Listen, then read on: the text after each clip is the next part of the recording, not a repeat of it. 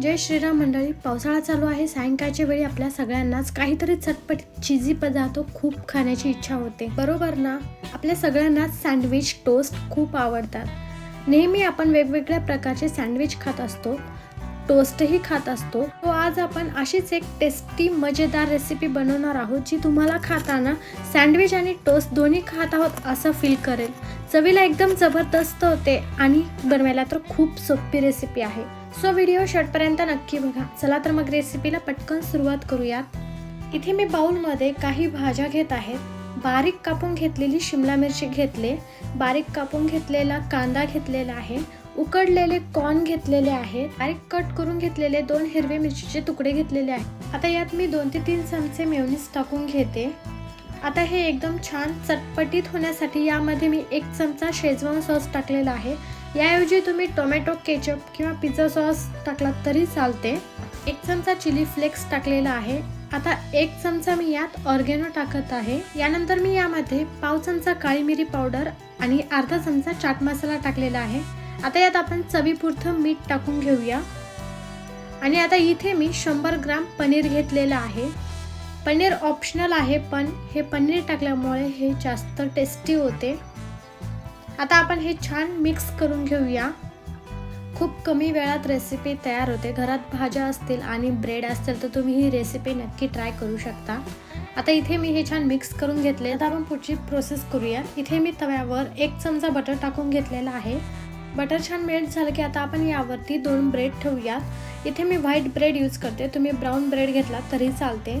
ही process करत असताना तुम्हाला गॅसची फ्लेम एकदम कमी ठेवायची आहे. आता आपण या ब्रेडवरती बटर लावून घेऊयात आणि आपण हे दोन्ही बाजूने छान हलकंसं क्रिस्पी होईपर्यंत भाजून घेऊया. एकदम जास्त भाजून घ्यायची गरज नाहीये, कारण आपल्याला वरच्या बाजूने ते स्टफिंग लावायचं आहे. इथे मी दोन्ही साईड छान भाजून घेतलेली आहे, बघू शकता तुम्ही.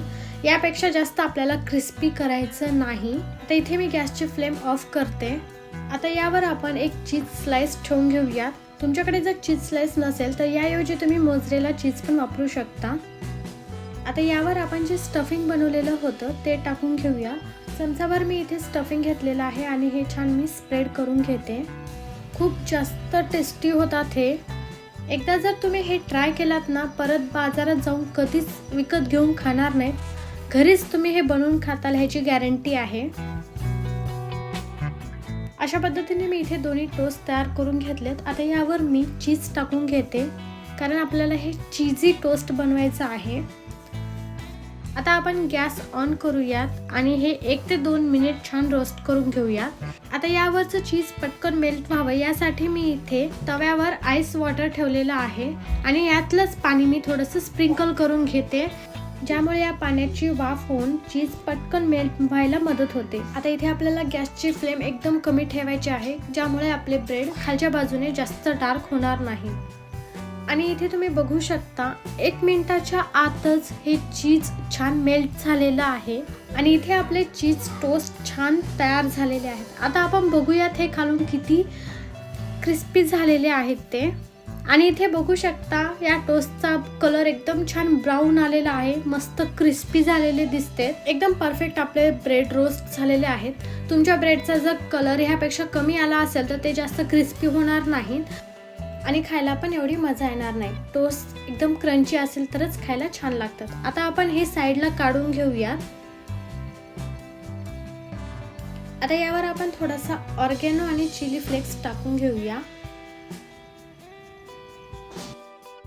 चिली फ्लेक्स टाकल्यामुळे हे एकदम छान जास्तच अट्रॅक्टिव्ह दिसते, मस्त कलरफुल दिसत आहे. आणि इथे बघू शकता हे किती भारी झालेलं आहे ना. एकदम सोपी रेसिपी, खूप जास्त टेस्टी होतात हे चीज टोस्ट. या टोस्ट पुढे, या रेसिपी पुढे पिझ्झा सुद्धा फिका आहे.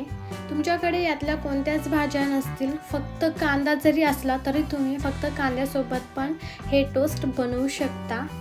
आता आपण हे कट करूयात आणि तुम्ही बघू शकता इथे कट करताना ह्याचा आवाज किती क्रंची येतोय.